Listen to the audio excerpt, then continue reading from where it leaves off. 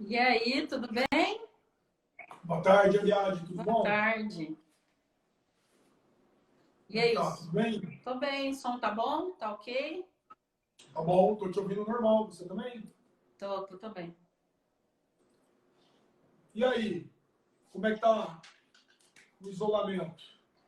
Nossa, tá difícil, hein? Tá Faz um... difícil, né, Ariadne? É difícil. Faz um tempão já que eu não saio de casa mesmo, saí mesmo. Na verdade, eu também. A única coisa que eu tenho feito é, inevitavelmente, tem que ir ao supermercado, né? Uhum, Não tem jeito. É uma padaria, comprar alguma coisa, ou eu ou minha esposa acaba indo, né? aham. A gente não pode ter aquele individualismo de querer achar que a gente pode e os outros não, né, Ariel? É, não, não dá. Não dá. Uma irresponsabilidade muito grande. É. Mas, enfim, vai passar. Uma hora vai passar. Vai. Né? Enquanto isso, a gente continua trabalhando aí, trabalhando muito, né, Ariel? Nossa, eu tenho a impressão que, talvez porque a gente fique com um foco único, né? Que o volume de trabalho é maior do que o normal. Eu até estava comentando num vídeo que eu gravei para eles, né? Foi numa aula de história do terceiro colegial e do curso, que o conteúdo que eu estava trabalhando naquela aula, provavelmente ele era, de fato, bem superior ao conteúdo que eu estivesse na aula presencial. Aham. Isso deve estar acontecendo bastante com você também. Tô. Eu tenho percebido que eu demoro mais tempo para preparar a aula, porque a gente vai se empolgando, né? Vai fazendo leituras, vai pensando em caminhos, né? Para a aula funcionar melhor, porque a gente não tem aquele feedback, né, do aluno da aula ao vivo, né? Presencial. Às vezes a discussão seria conduzida numa direção e aí você ia, né, inserir nos conceitos, né? Em sociologia isso acontece muito, né? E aí, sem essa troca, né, você tem que pensar num caminho, num fio condutor para poder trabalhar a aula. Então, está sendo É verdade, e desafiador, a gente assim, está gosta, sendo uma atividade desafiadora. tá, né? E a gente gosta de falar pouco, né, Ariadne? Então, Nossa, nem fale. olha, então é o seguinte, Ariadne, a gente vai começar a falar sobre o filme O Poço, inclusive até a Gabi Caran está se manifestando agora, né? Ela convidou a gente há 2 semanas para participar de uma discussão muito semelhante, Uhum. junto ao PET da Biologia, o pessoal da Biologia da Unesp. E daí a discussão foi muito fértil, foi muito provocadora, e a gente resolveu trazer a conexão, trazer essa discussão aqui para o SEG. E, nossa, aquele dia foi muito agradável, eu tenho certeza que vai ser muito agradável aqui também. Eu acho que grande parte daqueles que estão assistindo aqui conosco devem ter assistido o filme. Se não assistiram, assistam, por favor. O filme é interessantíssimo.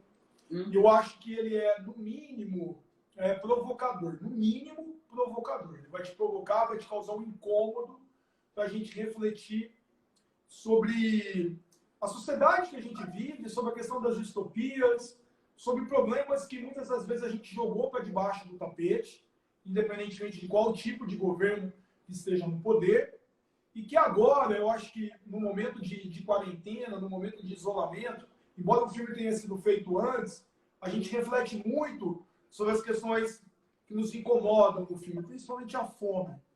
Né? E eu queria começar, já que a provocação é relacionada à história, à filosofia, à sociologia, e você tem um amplo conhecimento nessa área, como é que você leu esse filme? O que te provocou mais? O que da sociologia salta mais aos seus olhos? Uhum. Bom, esse filme é extremamente provocador, né? É aquele tipo de filme que a gente vê e ainda fica uns dias, né, digerindo aquilo, não é tão rápido, não é tão fácil, né?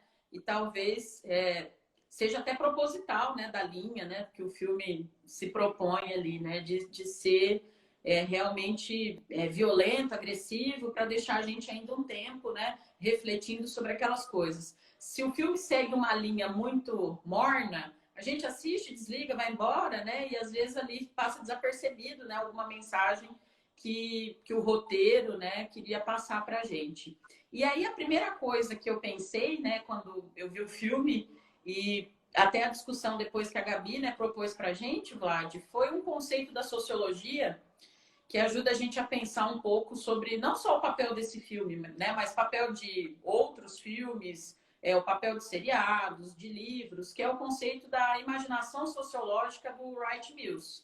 Esse conceito mostra que a sociologia e o processo reflexivo da sociologia não precisa ser feito só por técnicos da área da sociologia.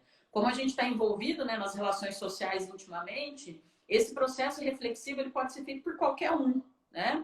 Desde que a gente tenha uma certa criticidade, desde que a gente tenha a disposição para poder pensar sobre essas coisas, né? Então, assistindo o filme, né, fiquei ali o tempo todo retomando esse conceito da imaginação sociológica. E aí, quais seriam os caminhos para que essa imaginação, né, para que esse senso crítico, né, fosse produzido? Quando a gente pensa nas relações sociais normalmente, dois caminhos são possíveis para a gente aprender, né, essa imaginação sociológica. A educação, a escola, né, que é um caminho de produção de reflexão, e um outro caminho seria a arte, que é o que o filme propõe, né? O filme, antes de mais nada, é uma expressão artística, né? E aí a gente tem ali uma linguagem, né, que, como eu disse no início da minha fala, é uma linguagem provocativa, né? Gera uma situação de espanto e de absurdo várias vezes, né? Tem cenas que a gente olha e fica assim, meu Deus, né? Gera até um mal-estar. Eu fiquei pensando depois, Vlad, daquela discussão inicial que a gente fez, que esse filme me provocou e me incomodou tanto quanto Laranja Mecânica. Eu fiquei muito tempo, claro que são filmes com temáticas diferentes, mas o teor de violência, o teor de provocação muito semelhante, né? Eu fiquei com aquele mal-estar ainda por dias, né? Então, esse aprendizado, né, pela violência, pelo absurdo, ele é extremamente importante para colocar a gente numa rota de pensamento e de reflexão. E ali, logo de cara, a gente já consegue perceber uma relação a uma certa estrutura burocrática, né? Porque aquela é uma estrutura que a gente inicialmente não tem muita informação, né? E o protagonista vai colhendo algumas informações, né? O Goreng vai colhendo ali. Então, existem níveis. As pessoas que estão nos níveis superiores se alimentam melhor do que quem está nos níveis inferiores. Então, ali, logo de cara, a gente já faz uma associação com o sistema capitalista, né? Que a desigualdade do capitalismo, né? E essa organização, né, essa estrutura, né, nos remete à questão burocrática, principalmente, né, no plano inicial do filme, que mostra a cozinha. Então, a gente vê funcionários muito comprometidos, muito disciplinados, né? O chefe de cozinha sem expressão nenhuma, né? Muito sério. Parece que ele está totalmente alheio, né, a tudo aquilo que aquela instituição representa, né? A calma que ele expressa, a indiferença que ele expressa, não tem nada a ver com a violência e a brutalidade que acontece nos níveis mais inferiores, né? Então, quando a gente vai colando todas as pecinhas, a gente para e fala assim, meu, mas como pode, né? Esse cidadão tá nessa indiferença toda, né?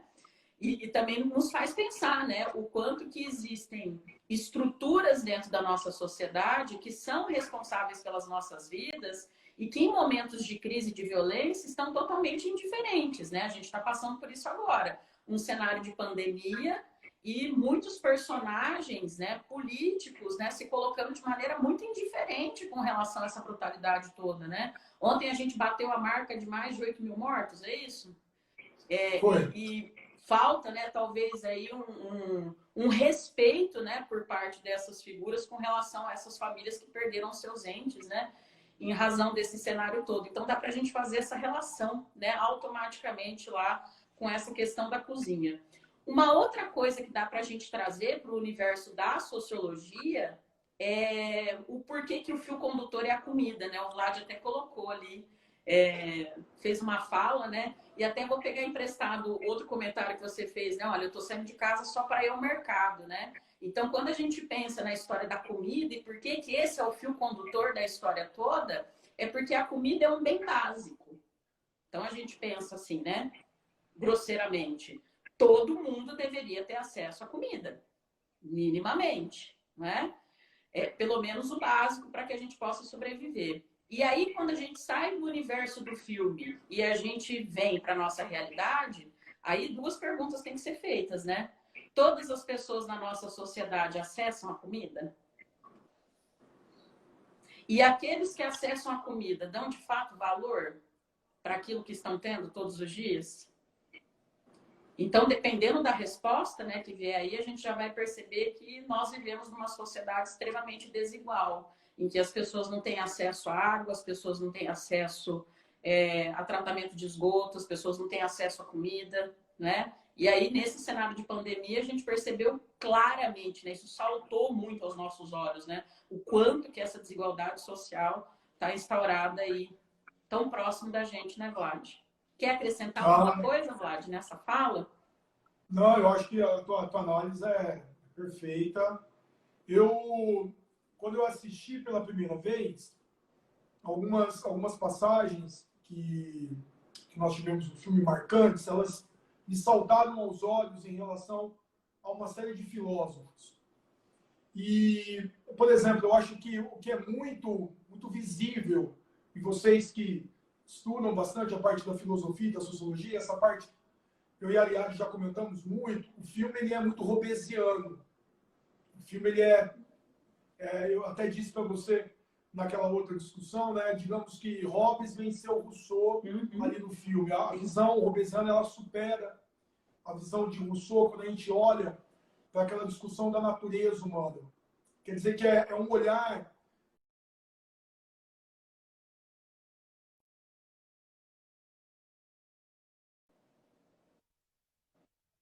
guerra de todos contra todos. É um homem extremamente egoísta, que pensa em si próprio e que, acima de tudo, ele não consegue se socializar. Eu acho que pensando aí no aspecto que faz parte da tua área, da sociologia, é a questão de um homem que não é sociável, de uma natureza que não é voltada à socialização. E dentro disso, eu também olho por uma perspectiva de Maquiavel. O filme ele é um filme que olha para uma realidade totalmente nua e crua. Quer dizer que é o homem totalmente despido de qualquer pudor, de qualquer convenção social e simplesmente uma sobrevivência que ele precisa ter a todo custo.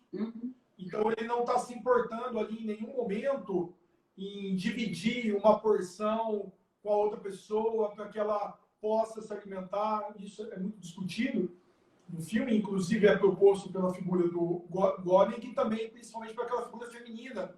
Eu não me lembro do nome daquela personagem que trabalhava, né? A gente vai até comentar sobre ela daqui a pouco. Trabalhava para... Imogiri. Isso, Imogiri. E é muito interessante a gente perceber que, na visão do Maquiavel, a gente deve analisar a sociedade de maneira nua e crua. Quer dizer, sem qualquer tipo de idealização. Lembrando que Maquiavel era um crítico das posições medievais, das posições platônicas, que idealizavam demais a sociedade, criando aí um ambiente metafísico no qual nós deveríamos nos basear para criar um comportamento humano. Maquiavel vai dizer, não, olha, o homem ele é corruptível, ele é interesseiro, ele é violento, que é uma posição muito próxima ao do Hobbes, quando ele fala que sem a ausência de um grande poder no controle, vai acabar gerando a guerra de todos contra todos. Então, o filme ele é realista, tá? Olhando para uma natureza humana cruel, se aproxima do ponto de vista do Maquiavel e, óbvio, do ponto de vista hobbesiano. Lembrando, aliás, que os alunos que estão aí prestando vestibular, eles poderiam, inclusive, fazer citações do filme O Poço numa redação. Sim. Isso poderia ser utilizado de maneira muito precisa com uma argumentação. E eu quero mostrar um livro aqui, aliás, você conhece esse livro, que é um clássico da filosofia contemporânea, que é Eichmann em Jerusalém, da nossa querida Hannah Arendt, um dos maiores, se não o maior nome da filosofia do século XX. E a Hannah Arendt, ela traz um conceito que dá para a gente relacionar ao filme, que é o conceito de banalidade do mal. Esse conceito aparece nesse livro quando ela vai fazer uma análise do perfil do oficial nazista Eichmann. Uhum. E aí ela foi analisar o comportamento dele e ela disse o seguinte: o Eichmann era uma pessoa terrivelmente, abre aspas, normal, uma pessoa ordinária. Tá? Como assim uma pessoa ordinária? Quando a gente imagina um oficial nazista, uma pessoa que cometeu crimes bárbaros na história da humanidade, a gente imagina que essa pessoa tenha patologias. Sim. Né? Seja um sociopata. Tá? Como você pensa no serial killer, por exemplo. Eu penso sempre no Silêncio dos Inocentes, que é um clássico do cinema contemporâneo. O Hannibal Lecter, que comia carne humana. E ela falou, olha, o que é mais incrível no tipo de crime que o Eichmann cometia é que ele era um sujeito comum, um cara que tinha família, um cara que tinha filhos, um cara que se dizia um bom cidadão, que cumpria todas as suas funções na sociedade. E esse cara, na hora de fazer a execução dos judeus naquele contexto do Holocausto, ele simplesmente não questionava o que ele estava fazendo. Porque ele era um cara que sofreu uma massificação, tá, violentíssima por parte do Estado nazista, no totalitarismo, e ele simplesmente perdeu o pensamento individual. Quer dizer, que ele não conseguia mais pensar por ele mesmo. Ele perdeu a autonomia do pensamento. Olhando aí para o Kant, olhando para a noção de esclarecimento. Ele simplesmente ia lá e apertava um botão para executar milhares de pessoas, da mesma forma como ele apagava e acendia essa luz. Quer dizer que ele cumpria de maneira muito, muito efetiva todas as funções dele como um burocrata. Você citou a questão da burocracia, que é muito importante, e ele, então, não conseguia diferenciar a função burocrática que ele tinha dentro do Estado de coisas que seriam normais para simplesmente a execução de pessoas. O que a Hannah Arendt chamou de mal banal. É a banalidade do mal. E o filme mostra uma banalidade do mal que ela é gritante. Porque simplesmente naquele momento as pessoas estão lá fazendo a comida, tá? Perfeitamente, são perfeccionistas, e o cara vai lá cobrar. E parece, pelo menos aí na leitura que eu tive, que eles não estão questionando o que está acontecendo. Não. Será que eles não sabem aquele ambiente do elevador levando a comida para cada um deles? Será que eles não têm mais esse juízo de questionar o que é o certo, o que é o errado? Então aí, nesse momento, é algo semelhante à noção da banalidade do mal. Então, o filme ele é muito contemporâneo. Eu acredito que, eu havia dito isso na última aula, que ele é uma grande metáfora das ditaduras. E, no caso, como o filme é um filme espanhol, ele é uma metáfora do franquismo. O franquismo foi um regime totalitário que nós tivemos na Espanha, ali no contexto da Segunda Guerra Mundial, junto aos outros totalitarismos da direita, que, no caso, são o fascismo e o nazismo. Tá? Então, ele cria esse ambiente ditatorial que foi muito marcante, muito traumático na história da Espanha. Então, há uma banalidade do mal ali. Aí, pegando esse gancho, Vlad, dá para a gente pensar, por exemplo, que o Goreng, quando ele chega lá, né, o primeiro dia dele dentro do nível, né, onde ele estava, ele fica indignado, né, com toda a situação. Ele vai tentando entender o cenário, né, o velhinho que divide cela com ele, que é o Trimagazi, a gente não sabe nem se sente raiva ou se a gente se identifica com ele, né? Eu até comentei da outra vez que eu comecei a assistir, né, e olhar assim para ele, e eu fui falando, meu Deus, parece que tem alguma coisa, né? Tem alguma semelhança. E aí depois a gente fala assim, não, mas eu não posso parecer com ele, né? E é muito legal, né, quando o filme consegue provocar a gente nesse nível, né? De avaliação moral, né? Ética, né? E aí ele vai tentando entender aquele cenário e no primeiro momento ele fica recuado, né? Ele fica, meu Deus, onde eu vim parar, né? E a gente ainda não entende bem por que ele tá lá. Então, nesse primeiro momento tem um espanto, né? Mas depois, com o tempo, aquilo vai se naturalizando. E aí entra justamente nisso que você falou, né?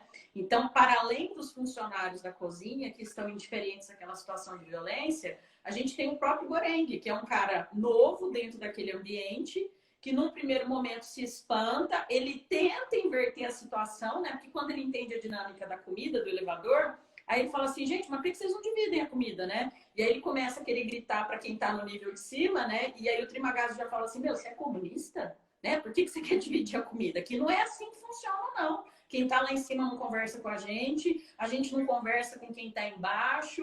Então, com o tempo, ele vai falando assim, ok, então eu entendi como funciona, e ele vai se integrando naquele ambiente, né? E isso também é muito provocativo, porque ele não deveria, né, se integrar Concordo. naquele ambiente, né?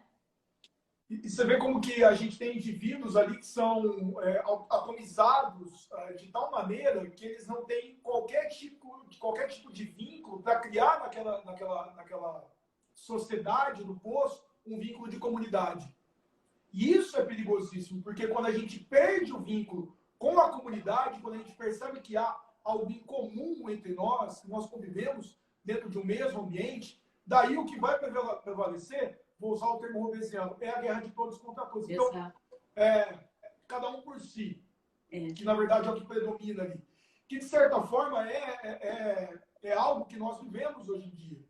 E a gente percebe, inclusive, nesse momento de isolamento, como foi o começo da nossa fala, em pensar, eu vou sair, não me importo. Que existe uma responsabilidade biológica aqui entre nós. Até porque, fazendo uma relação com os dias de hoje, há uma ausência muito grande de testes da Covid-19. Eu não sei, por exemplo, se eu estou infectado e eu sou um assintomático. E eu simplesmente saio por aí, tenho contato com uma série de outras pessoas mais velhas, pessoas com comorbidades, eu posso simplesmente transmitir isso sem saber. Ah, mas não, isso é o meu interesse. Então, eu acho que o filme ele provoca um pouco a gente até um sentimento de comunidade, de que é comum, de pertencimento a um grupo, e que eu sou responsável pelo desenvolvimento disso. Que aí ele vai no oposto do Bacurau. Da ideia do sentimento de vínculo à comunidade que existe ali naquele contexto. Mas aí já é uma outra questão. Esse filme é outro filme também devastador, né? Muito. Nossa! E aí, pensando nessa história da lógica, né, do poço, e do quanto que falta, né, esse espírito cooperativo, e aí a gente tem que pensar assim, né? Porque a gente olha o filme e fala assim, imagina, isso é coisa só do filme, né? Que aqui as pessoas são solidárias. A gente tem o hábito de dizer que o brasileiro é naturalmente solidário, né? Que o brasileiro é moralmente impecável, né? A ideia do paraíso, né, Vlad? Não tem um pouco disso, né? Mito fundador. E aí a gente vai percebendo que talvez aquela falta de solidariedade, aquela falta de cooperação que tem lá no poço, que talvez a gente também vivencie isso aqui no plano real, né? E um outro ponto muito interessante dessa história da cooperação é que todo mundo que entra lá dentro do poço escolhe um objeto para levar e escolhe uma comida preferida. Então, o que a gente entende? Que naquele elevador, todos os dias, desce um prato de comida preferido de todo mundo que está lá dentro.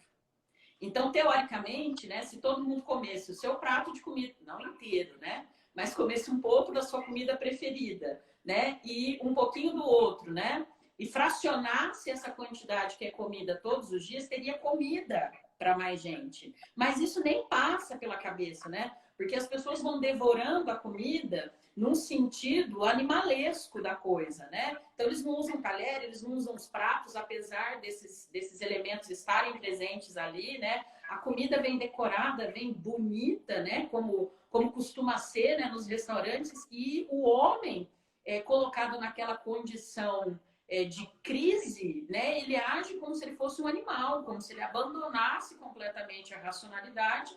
E ao abandonar essa racionalidade, ele vai se assemelhando muito a um animal, né? Ele vai lutando pela sobrevivência, ele vai optando pelo caminho da violência. E um outro ponto, pensando nessa coisa do objeto que é levado para lá, é que o protagonista, Moreno, ele escolhe levar um livro. E aí a intertextualidade literária do filme ela é muito grande, né?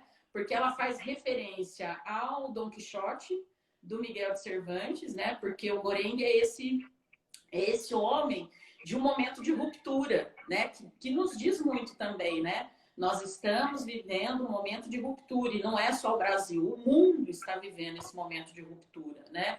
Quando eu falo ruptura, eu estou falando assim, a gente está tentando entender todas essas mudanças que a sociedade tem enfrentado do ponto de vista tecnológico, econômico, político, cultural, e a gente tem um pouco de dificuldade, né, de conseguir se colocar dentro desse cenário, né? Porque a gente precisa entender o que está acontecendo e a partir dessa compreensão dizer assim, ok, então eu entendi o que está acontecendo e eu vou para cá, né? Eu vou conduzir a minha vida nessa direção.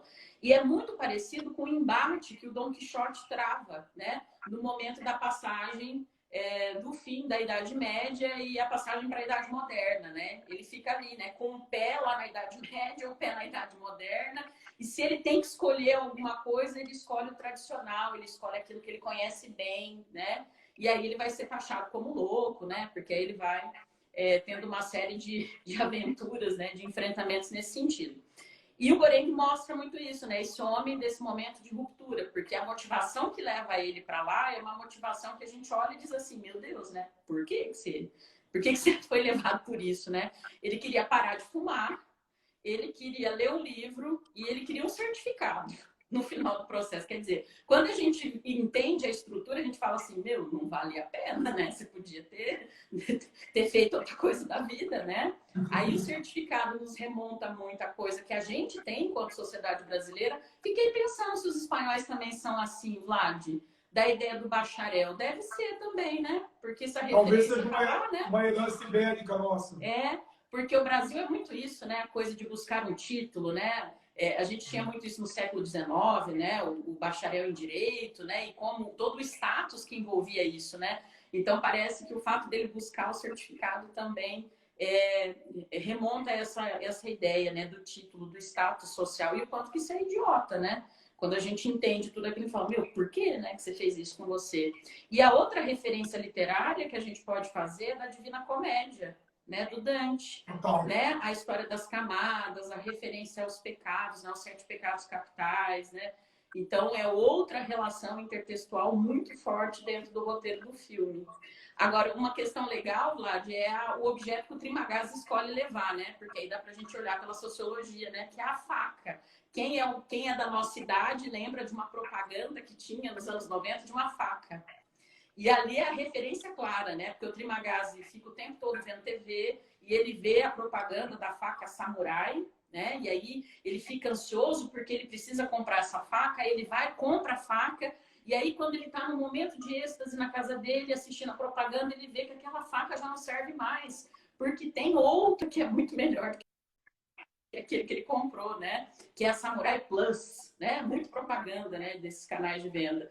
E aí ele fica enfurecido, né? Porque a impressão que ele tem é que nunca vai ser suficiente, né? E aí ele vai, joga a TV pela janela e acaba matando o estrangeiro e vai para lá, né? Como se fosse uma punição. E ele leva o quê? A bendita da faca, né? Então ali a gente consegue ver, né, uma referência clara a essa questão do quanto a gente é movido, né, por essas banalidades, né? A coisa do consumo para eu me preencher, para eu ser completo, né? E ele acha um absurdo ele ter sido preso por isso, né? Porque ele matou um estrangeiro que nem é, né? Bom, né? Ele mostra ali de novo uma banalização terrível. Eu acho isso, essa leitura ela é incrível. E eu pensei bastante, você citou aí a questão da Divina Comédia, né? Que é uma relação muito próxima. E eu pensei o seguinte, quando ele, na Divina Comédia, há uma leitura aí do Dante, né, de aproximação com a igreja, de defesa dos valores da igreja e tal. E, no caso, no filme, eu consegui fazer muitas aproximações, a gente falou também sobre isso na outra discussão, e você também teve essa leitura, de questões religiosas. Elas saltam muito aos olhos, né? A Carla está falando aí da ideia de pecado, que aparece muito no filme. É verdade, a noção de culpa, isso é problematizado. Mas um ponto que eu achei que é bem interessante, e a gente relaciona também a literatura, é a Samuel Beckett esperando Godot. Está aqui em algum lugar. Aqui, ó. Um clássico da literatura mundial. Dá uma boa aí também leitura. Tá? Waiting for Godot. Esperando Godot, do grande Samuel Beckett. Esse livro aqui, ele trata a ideia de Godot, na verdade é de God, que é de Deus. Então não está esperando por Deus. Eles estão esperando por um Deus que, na verdade, não vai aparecer. Eu espero, espero, espero e Deus não aparece. E o Trimagazzi, ele, num diálogo com o Goring pergunta se você acredita em Deus? Daí ele responde, ontem eu acreditei. Foi isso, né, que ele respondeu. Ontem eu acreditei. Então, por que ontem? Talvez porque ontem ele tenha comido, tá? E no momento em que ele se vê numa situação de canibalismo, de ter que comer uma outra pessoa para sobreviver, não existe Deus. E tem aquela figura daquele personagem negro, eu não me lembro o nome dele, que é uma personagem bem interessante no filme. Ele está tentando subir, né? Ele está tentando escalar para a saída do poço, e aí ele joga a corda, tá? E o pessoal segura a corda e está dizendo que vai ajudar ele. Aí ele diz, obrigado, meu irmão, Deus vai te recompensar, tal. E ele está quase subindo, aí, se não me engano, é a mulher Sim. acaba defecando Sim. na cara dele. Isso me chamou muita atenção, porque o filme, nesse sentido, né, nessa passagem, ele é um filme muito nietzschiano. Ele remonta muito à questão do Nietzsche. Sim. Porque ali é morte de Deus. Sim. Não existe Deus. Sim. Tá? No poço, na fome, na miséria, tá? No momento de carestia total, não há Deus. Talvez até aí a gente possa pensar que em outros momentos, inclusive da história brasileira, pelo nosso messianismo, e eu poderia pensar em Canudos, eu poderia pensar em Contestado, no próprio Cangaço, no momento da ausência, eles, sem dúvida, vão se apegar em Deus. Deus é a salvação. Agora, ali, não tem Deus coisa alguma. Tá? Acabou, Deus está morto, é cada um por si, e eu estou aí cagando para você, literalmente, como acontecer. Então, há um diálogo com o Samuel Beckett, que eu espero por Deus, e Deus não aparece, porque, na verdade, Deus é uma invenção. Eu estou olhando aí pela perspectiva do Nietzsche. E um outro ponto que também chama muito a atenção na religião, é que aí, no caso, ele usa da ironia, é que em um determinado momento, quando está tendo eles estão falando sobre a questão, o Trimagazzi está falando sobre comer carne humana, e ele faz uma referência bíblica, que você pode encontrar em João capítulo 6, do versículo 52 ao versículo 51, em que ele diz, comer da minha carne e beber do meu sangue. Ele está pensando na comunhão de Cristo, tá? Ele faz uma referência à comunhão de Cristo, que é metafórico, mas que ali no poço não tem Cristo nenhum, não. Ali no poço é o fundo do poço. E quando você chega ao fundo do poço, você vai ter que acabar fazendo o quê? Comendo carne humana. Tá? Que hoje seria simplesmente uma metáfora de comer no lixo. De simplesmente comer no lixo. De caçar no lixo alguma coisa para sobreviver. Eu posso estar equivocado no que eu vou falar, aliás, mas até gostaria que você me confirmasse isso quanto ao filme. Mas me parece que o fundo do poço é o número 333. Normalmente são 2 pessoas por andar. Sim. 333 vezes 2 é um número cabalístico. Então, talvez eu possa até fazer uma menção ao inferno. Sim. Tá? Então, o filme está toda hora discutindo essa questão da religião, da presença, da ausência de Deus. Deus é a salvação? Não, aqui é o diabo, aqui é o inferno, tal, talvez seja um purgatório, um momento de passagem, e que você vai acabar sendo o que há de pior dentro do ser humano para conseguir sobreviver. Porque aí a Carla fez uma pergunta, Vlad, legal, ó. Ela falou assim, ó, será que daria para a gente fazer uma associação do Bacurau com preceitos coletivistas e o Poço com o individualismo?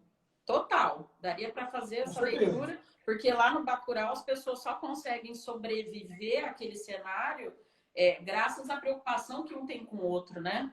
O cuidado, né, que eles têm, a ideia de comunidade, e que ali é muito, muito bem construída, porque é uma cidade pequena, né? E aí a gente tem essa noção de que em cidade pequena isso é natural, né? Isso acontece, né? Então daria sim, Carlos. Pegando o gancho do que o Vlad falou, daria para a gente pensar nessa questão sobre a visão religiosa, porque quando a gente tem uma crença, quando a gente tem uma conduta orientada por uma crença, isso nos obriga a ter um certo brio moral, né? E não é só a crença, né? A própria cobrança social, né? A expectativa que a sociedade tem sobre os nossos comportamentos nos obrigam a ter uma conduta moral, reta, né? De acordo com aquilo que todo mundo espera. E aí, se eu desconstruo essa noção de Deus, então, se Deus não existe mais, e se não existe ordem dentro desse espaço, se não existe ninguém olhando por nós e aqui a gente precisa sobreviver do jeito que der individualmente, né, já que não há possibilidade de uma ação cooperativa, então aqui não precisa ter ética, né? Aqui eu posso jogar isso fora porque isso não vai me servir nesse momento, né? Então a gente percebe que o Trimagás é bem isso, né? Enquanto ele está num nível favorável com comida, né? Ele tem uma postura ética. Quando eles vão para um nível mais abaixo, em que a comida é escassa e ele precisa comer o companheiro de cela, né? Aí ele joga a moral no lixo, assim como ele joga a crença de Deus no lixo, né? Para poder não sentir tanta culpa, né? Pelo que ele faz. E ali ele tem uma visão extremamente determinista, né? Porque quando ele vai anunciando que ele vai comer a carne do companheiro, ele diz assim, olha, não é culpa minha, não é escolha minha, é quem está acima de mim, tá? Que me obrigou a fazer isso, né? Então ele ainda joga a culpa, né, em outras pessoas e não nele mesmo, né? E ainda seguindo nessa perspectiva religiosa, dá para a gente pensar que ali é um filme, né, que também nos provoca do ponto de vista da condição existencial de quem a gente é, da qualidade de ser humano que a gente é, né? Porque ali as pessoas ficam jogadas com elas mesmas, com os pensamentos, com o que elas já fizeram, com o sentimento de culpa, né? Então é como se fosse ali um processo de avaliação do que elas são, né? E aí, Vlad, a gente pode pensar sobre a tal mensagem, né? Que é enviada lá. E aí, que mensagem era essa? É a panacota? É a criança? Que bendita mensagem é essa? Então, até a Cacá está perguntando que se a criança poderia ser representada como a renovação da fé ao chegar no fundo do poço. É uma mensagem, é uma leitura possível. Só que aí tem o seguinte questionamento, né? O filme ele é tão subjetivo, ele é tão repleto de mensagens subliminares, que ele abre aí para você ter uma interpretação muito ampla sobre o que aconteceu. Eu até tinha comentado com você que o final, ele me lembrou muito o final de Lost. Uhum. Né? Eu lembro que na época do Lost eu fiquei maluco, né? Eu confesso até que eu fiquei emocionado no fim. E aí muita gente falou, pô, como é que você gostou? Foi uma porcaria, tal. Eu falei, pô, velho, eu tive uma leitura ali de eternidade, que eles simplesmente se libertaram do corpo, conseguiram aí, talvez chegar a um mundo superior. E o final também questiona muito isso. Só que aí até provocando o que a Cacá falou e você disse, eu vou te provocar porque eu sei que você gosta muito desse filósofo. Mas no filme como um todo, eu percebi que aquilo era um panóptico. É um panóptico do Foucault. Tá? Quer dizer que é uma sociedade de controle total, muito rígida, que envolve inclusive a disciplina dos superiores, e que você não sabe o que tem ali fora, quem está controlando, como funciona, tá? Porém todo mundo te vê, né? E regulamenta isso. Então talvez isso também possa ser relacionado ao final. Será que a criança chegou? Será que a criança chegou lá? E aquele cabelo que tinha na panacota? Tá? Seria o cabelo da criança? Entendeu? E aí parece, inclusive, com o filme A Origem, que é um outro filme também muito problemático, do ponto de vista filosófico, Leonardo DiCaprio, aquela ideia do sonho, que é a hipótese cartesiana, né? Que, na verdade, o começo, na minha leitura, é depois do final, ele inverte. Tá? Ele está começando, que é uma continuação do fim. Então, seria aquele cabelo, o cabelo da criança, então a criança teria escapado, mas aí a criança teria escapado, mas mesmo assim, no outro dia, eles foram lá e fizeram, continuaram fazendo a panacota. Então, e aí? Todo mundo morreu? Não teve mensagem? O sistema continuou? Então, é difícil responder, né, Ariana? Esses filmes que têm finais subjetivos, né? Eles deixam ali uma inquietação, né? Porque a gente gosta de desfechos, né? A gente gosta que o contador de história, né? O roteirista, nos dê informações suficientes para a gente poder colocar a cabeça no travesseiro e falar assim, ok, entendi, gostei ou não, e a vida segue, né? Agora, filmes que ficam com um final aberto como esse incomodam muito. Tanto que o que mais tem na internet são teorias do final, né? É do tipo, acesse aqui e veja o fim, né? É uma leitura de final. Então, assim, imagina, né? Para o diretor do filme é maravilhoso, né? Porque quanto mais especulação o filme gerar, melhor é, né? Mas aí, pensando sobre esse desfecho, eu particularmente vejo ali que a ideia do panóptico pode ser feita, e a gente sabe que tem alguém controlando, porque na cena inicial, o Goreng tenta guardar uma maçã, e aí a cela começa a aquecer, e aí o Trimagazzi fala, ó, cidadão, você joga a bendita maçã fora que nós vamos torrar aqui dentro, né? Então, quer dizer, tem alguém controlando ali, né? Então, dá claramente para a gente fazer essa associação com o panóptico, né? A gente não consegue entender bem qual é o propósito, né, daquele cenário, porque isso não fica muito claro para a gente, né? Se é um purgatório, então é pelo viés religioso que a gente tem que olhar, é uma prisão, mas ele foi para lá voluntariamente, então a gente não consegue estabelecer uma resposta para essa questão. Mas dá para a gente fazer essa associação com a visão do Foucault do panóptico. Aí, dá para a gente pensar ainda nessa questão do panóptico, porque tem a Imogiri, né, que é a funcionária, que seleciona quem vai entrar, quem não vai, e depois ela acaba escolhendo ir lá, né, para dentro da prisão, uma vez que ela não tem nada para perder, né, porque ela vai morrer mesmo, né, ela fez um tratamento de câncer que não deu certo, e então isso nos remete ali à coisa da tentativa de promover uma solidariedade espontânea, né, Vlad? Que ali se prova o tempo todo um fracasso, isso não vai acontecer. Mas eu, particularmente, tenho a impressão, a leitura, de que naquele final, quando ele encontra a menina, na verdade não tem menina, né? A menina é uma metáfora, né? Ele gostaria de encontrar a menina. É a ideia do conforto, né? Quando a gente passa por uma situação absurdamente terrível, a gente vai buscando pontos de fuga para conseguir minimizar a dor, para minimizar o enfrentamento daquela situação extremamente terrível, né? Se a gente pensar na noção, na teoria, né, de absurdo proposta pelo Albert Camus, né, ele vai falar sobre isso, né, que a gente trava uma luta com esse desencantamento, né, de uma situação que nós estamos enfrentando, que a gente se deu conta que existe no mundo. E aí existem processos. Eu posso enfrentar a situação e estabelecer uma leitura sobre isso, ou eu posso criar um ponto de fuga. Então, talvez a menina tenha sido uma fuga, né? A mãe procurava tanto essa menina, né? Que ele pode falar assim, tá vendo? Ela existia, ela tá aqui, né? Porque quando a gente procura, do ponto de vista lógico, não faz sentido ela tá lá naquele último andar, viva, bem, né? Sozinha, né? Então, eu imagino que seja isso. E o que de fato voltou foi a bendita da panacota. Eu acho que só voltou a panacota. E é legal, né? Porque é um prato de comida delicado, né? Então, todo cuidado que eles têm, né? Para que ela não desmanche, para que ela consiga voltar. E aí ela volta com o cabelo e todo mundo fica bravo, né? Porque a impressão que se tem é que foi uma falha, né? Então, a gente fica com uma sensação assim de... Meu Deus, parece que não deu certo, né? Parece que nadaram e morreram na praia, né? E aí, já fechando aqui a minha fala, Vlad, eu acho que a grande mensagem do filme não é nem a menina, nem a panacota. Acho que a grande mensagem é o que você vai fazer de posse da provocação desse filme. Qual vai ser a sua postura diante do mundo depois disso? Eu acho que era essa a intenção aí, no fim das contas. Eu também concordo com você. Eu acho que, na minha leitura, eu acho que o que chegou foi um fio de cabelo de algum deles. Talvez esse fio de cabelo seja um fio de esperança. Seja um fio de esperança para que o sistema seja subvertido, ele seja destruído. E aí volta até a questão do... Fazendo um paralelo com o Lost, né? Será que aquilo tudo existiu mesmo? Será que foi um sonho? Tá? Será que eles estavam num purgatório?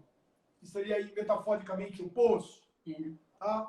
Porque aí o que o nosso amigo Calef diz, nos andares mais baixos, aparentemente aquele sistema de aquecimento, resfriamento, será que era por conta desses últimos andares? Seria então extremo, seria impossível sobreviver? É um dos fatores. Tá? Sem contar que não chega comida também, né? Como a gente percebeu.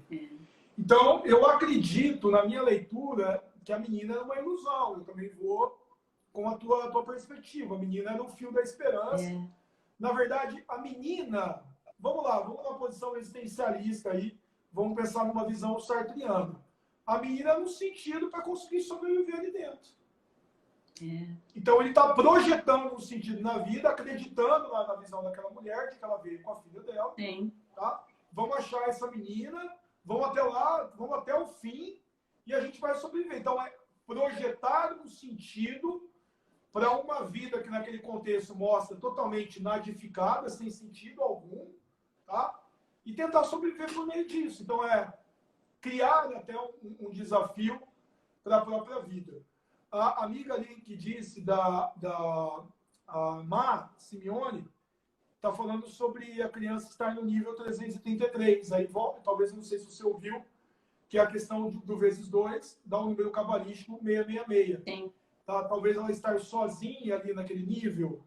Então, ela estaria sozinha perante um inferno, perante o fundo do poço, tal. Então, ali numa referência ao próprio... que é justamente o fim da existência, tá? E aí, ao mesmo tempo, ela é o fim e a esperança, tá? Então, tem uma série de relações. A cena do fio de cabelo não pode fazer contraste da perfeição da cozinha em relação à desgraça do poço em si? Sim. Pode. Também Outra leitura, né, Ariana? Eu acho. Daria. Não poderíamos considerar que pessoa da cozinha tão alienada da condição abaixo acredita que eles não comeram a panacota, não por ser uma mensagem, mas sim por ela ter um cabelo ser imperfeito? Pode ser também, né? Faz sentido. Mas aí é uma visão pessimista, né, do processo todo. Tipo assim, ó, adiantou nada mesmo, né? Não vai adiantar nada. É. Não vai adiantar nada. Que aí vai pelo absurdo que você colocou no caminho, que aí tá todo mundo lutando para conseguir revolucionar o sistema, e aí vem o mito de Sísifo. Estão lá se esforçando dia a dia para levar, tá, a bola lá para o cume da montanha. Quando a gente está chegando lá, blum, a bola cai, tá, e volta no outro dia a fazer o mesmo esforço. Ou seja, eu estou dando murro em ponta de faca, não vai adiantar absolutamente nada. É uma leitura, eu acho que é uma leitura. Então, eu acho que essa tua provocação, aliás, eu concordo com ela, de como que você se sai depois do filme. O filme te causa um incômodo total. Ele é, de certa forma, é um processo kafkaniano. Tá? Total ali, nesse aspecto. E eu acho que o que a gente precisa, mesmo pela humanidade, é a gente, pegando carona na tua fala, é não naturalizar, não normalizar todas essas atrocidades que ainda nos acometem. Como, por exemplo, a fome, tá? A indiferença. Isso não pode ser algo normal. Tá? Eu não posso visualizar isso como uma coisa banal. Tá? Eu tenho que, sim, que me posicionar e tenho que, de alguma maneira, tentar modificar essa realidade. E aí, talvez, uma das mensagens do filme é ser solidário. Colocar aquilo que é propriamente do ser humano, uma das grandes qualidades da humanidade, que é a solidariedade. E está aí, né? Nós não somos uma sociedade majoritariamente cristã. E está aí a questão da imagem de Cristo. A monstruosidade de Cristo, tá? Ela está nessa questão de fazer de ti um exemplo para o mundo. Sim. Então, eu estou pegando uma carona com a sociedade que nós convivemos. Então, eu acho que essa tua fala, ela faz muito sentido. A gente tem que se sentir provocado e depois agir. Sim. Agir para ter uma mudança do meio que eu vivo. Porque não adianta nada, né? A gente assistir o filme, ficar procurando informação em site para entender o final e o que tem, teorias da conspiração que tem. Não adianta nada. Eu volto de novo na minha fala inicial. A gente precisa exercitar a imaginação sociológica, né? E para além, né, desse exercício intelectual, porque também só ser um exercício intelectual sem ação não resolve nada, né? Então, depois desse processo todo, que tipo de ser humano eu vou ser dentro da realidade social, né? Qual vai ser a minha postura diante dessa transformação que esse filme promoveu em mim, né? A partir desse processo de provocação, de reflexão, de incômodo, né? Esse é o sentido da arte, né? A arte, ela tem que incomodar. Se ela não incomodar, talvez ela não tenha passado a mensagem, né? Bom, essa é uma perspectiva individual. O que a Luísa está falando aí, aliás? O que representa e até que ponto chegou realmente o homem que estava com Goreng quando encontraram a menina. O que explica a morte dele naquele último nível? Eu vejo, né, a presença do... É Barrate? Barrate? Acho que é isso, né, o nome dele, né? Barrate.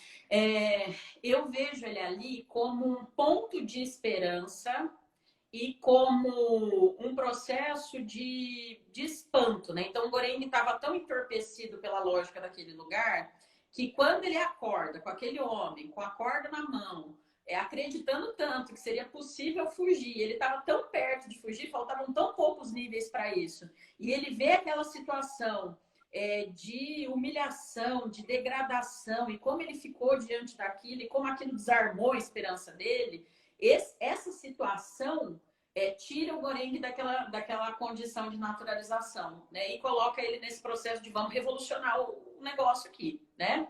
E a morte dele, no final, é porque realmente aquela era uma estrutura que, da minha perspectiva, as pessoas não iam sair de lá, né? Porque é curioso, né? O Trimagazzi fala assim, falta um mês para eu sair daqui. Ele não sai, né?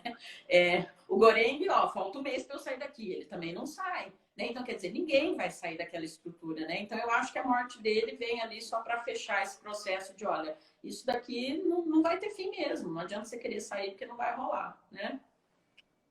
Perfeito, concordo com você.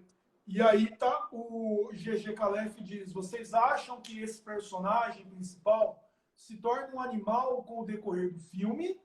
Ou ele possa ser um dos poucos que está lá e ainda tem certa consciência? Bom,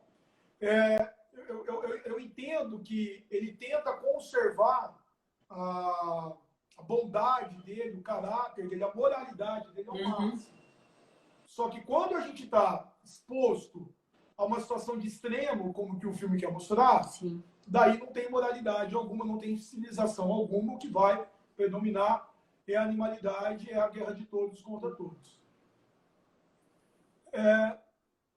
Vocês acreditam que a criança pura e inocente possa ser uma manifestação inconsciente deles e ao devolvê-la seria uma tentativa de manter e a bondade? Sim, a gente falou sobre isso, Arthur. É uma interpretação possível, tá? Posso ler a solidariedade coletiva com as mudanças de Hegel? Em que sentido, Dude Domingues? Como você pensou isso? Você quer se manifestar aí? Dar uma ideia pra gente? Como é que você pensou aí? Tô tentando interpretar aqui, aliás, aquela... Eu acho que ela está pensando, Vlad, naquela questão do estado de carência que o Hegel trabalha, né? Que é o motor, né? Que coloca o processo em mudança, né? Então, se o Goreng tentasse colocar a solidariedade espontânea em andamento, talvez aquilo quebraria a lógica do poço, né?